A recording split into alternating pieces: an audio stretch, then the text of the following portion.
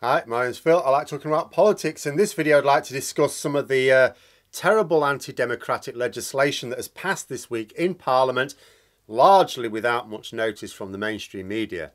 I'll be discussing what the law will now mean, why some of it couldn't be stopped, but also why some could, and how we need to demand better from our representatives, elected or not, in the future. But first, if you'd like to be notified of daily news and politics, please subscribe to the channel and click the bell notification icon. So there are several new laws being placed on our statute books as a result of this week. Doesn't seem to be a lot of talk about them. You would think there would be. When consequential laws come out, even if there's no commentary on them, the public should be informed about what they are. But rather than superficially go through all of them, I'd like to dig a little bit deeper on some general points, which means I'm only going to actually pick out a couple really to discuss. So on December the 6th, 2019, we were getting ready for the general election. I published a video entitled The Infamous Page 48 of Boris Johnson's Manifesto. It was a series of horrifying promises to remove freedoms that people in this country, 2 generations above me, fought and died to protect. The right to vote, the ability to hold the government to account, the right to be represented in Parliament, right to justice in our courts. Boris Johnson promised to tear these freedoms up and set fire to them. And he largely made these promises on page 48 of his manifesto. A document that in later years will probably sit alongside Mein Kampf and Foundations of Geopolitics on the bookshelves of people who study how fascists keep coming to power in Europe. This week saw several of these horrific promises being followed through, as well as a load of extra ones that we weren't even warned about at the election. And herein lies part of the problem. Now, let us take 2 examples of laws that have now been passed this week.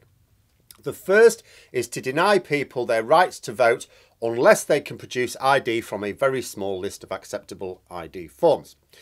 The second is to remove the independence of the Electoral Commission and have it politically controlled by the government. This is the body that investigates potential law breaking during elections. So now, if anyone thinks the Conservatives may have broken election law, they can still ask the Electoral Commission to investigate. We think you should investigate this. But the person who will decide is Michael Gove, a senior member of the Conservative Party. Both measures were just 2 of the laws passed by Parliament this week. There are a lot of them. That they were passed in the House of Commons is unsurprising. The Conservatives have a large majority and they lack the moral fibre to fight elections fairly, at least these days. So we're up for promoting these measures, of course they were. But the Conservatives do not have a majority in the House of Lords. Initially, many measures in this and the policing bill and others as well were opposed by the Lords. So they went back to the Commons with amendments. Tory MPs voted them all down and sent it back to the Lords. Now here's the thing. The House of Commons is elected. The House of Lords basically isn't. Obviously, we don't want a situation where the elected chamber cannot pass laws because the unelected chamber opposes them in general terms. So to solve this potential problem, and the fact that we have this problem just shows you how messed up our system is and how much in need of reform it is. But you have this situation, so you need a fix. So there's a convention. If the House of Commons lays before the Lords a bill that they think is unwise, they suggest changes to make it better. They say, look, this isn't going to work, or this is illegal, or this is not in people's interest. I think you should change it to this, and then they send it back. They send it back to the Commons. Now, MPs in the Commons can look at it and go, yeah, that's fair enough, and accept it and pass the amended bill into law. Or they can say, no, this isn't what we meant. They can reject it and then send it back to the Lords. Look, no, we liked it as it was. Pass it, please. This is what happened with both of these and many other clauses this week. Now, at this point, the Lords have another choice. They can stand firm or they can reject the bill. Now, the convention works like this. If the bill is making good on a manifesto promise on the part of the party of government, then despite their misgivings, the Lords will still pass the bill. Because if a party wins a majority in the Commons, their manifesto is considered to be a public mandate. Yes, I know, even if it wasn't voted for by a majority, remember only 43 and a bit % voted for the Conservatives, But you have to have some system to stop unelected lords buggering about with elected policies. So because the Conservatives made a manifesto promise to introduce voter ID, the Lords let that pass. Now, there are people asking why Labour and the Liberal Democrat peers allowed it. There were the numbers there to stop it. Why did they allow it? Well, this is the reason. It's how it works.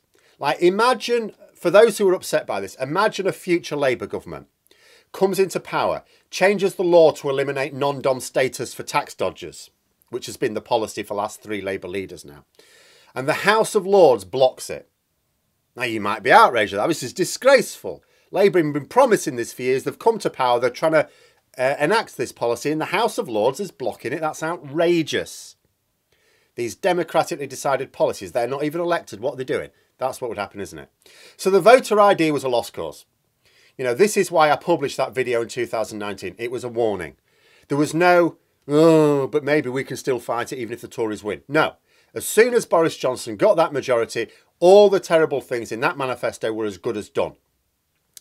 Unless, of course, we could raise the issue nationally and put pressure on Tory MPs to change their mind. This did not occur. But there was no way of stopping it in the House of Lords. However, the plan to take political control of the Electoral Commission, now that's not in the manifesto. The House of Lords were completely at liberty to block that. It's not in the public interest for a political party already known for breaking lots of laws in government to control a body that investigates breaches of electoral law.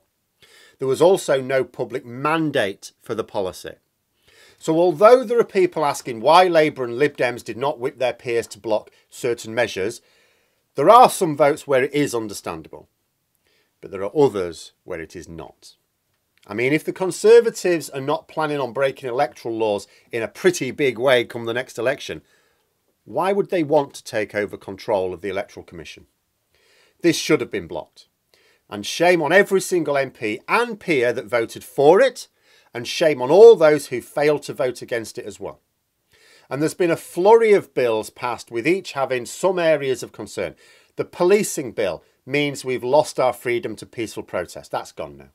Doesn't mean to say you'll never see peaceful protest, because just because someone holds one doesn't mean that the police will definitely crack down on it, but they now can. The Borders Bill means our country has lost its soul.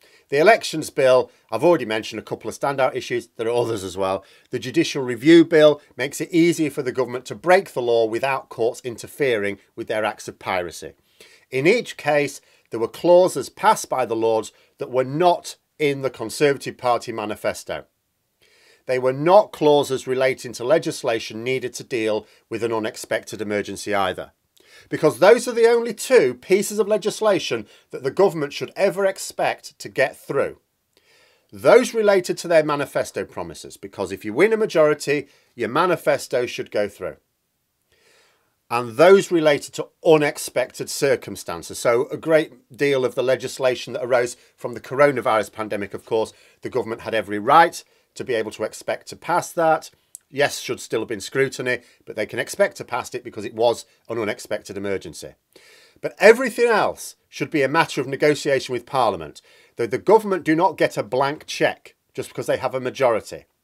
Parliament is supposed to be sovereign in the UK. It is supposed to decide these things. The government are supposed to enact their manifesto promises. Anything else they can do, fine. But that must be worked out with Parliament. No blank cheque. And the government are persuading Parliament to give up more and more of its powers and centralise more and more power on the executive. And I had some comments asking me why several opposition peers appeared to be absent from the later votes and allowed these things to pass. I mean, for the odd one, like the voter ID, there is an explanation. I've already explained that. But for the rest, I don't know. I really don't know. There are times when politics becomes really disheartening. There are always political battles against those who would wish us harm. The evil and the avaricious are always there looking for opportunities. That doesn't make me lose hope. It's when those who are opposed to them, those who should be my allies, fail to unite and stand against it, that is what knocks you. For those who want to know why the Lords did not block most of these measures, don't know. It's upsetting. Maybe they think there's some net strategic advantage. I don't know. But those are my thoughts. Let me know yours in the comments below. I hope you found the video interesting. If you did, please click the like button. And until next time, I'll see you later.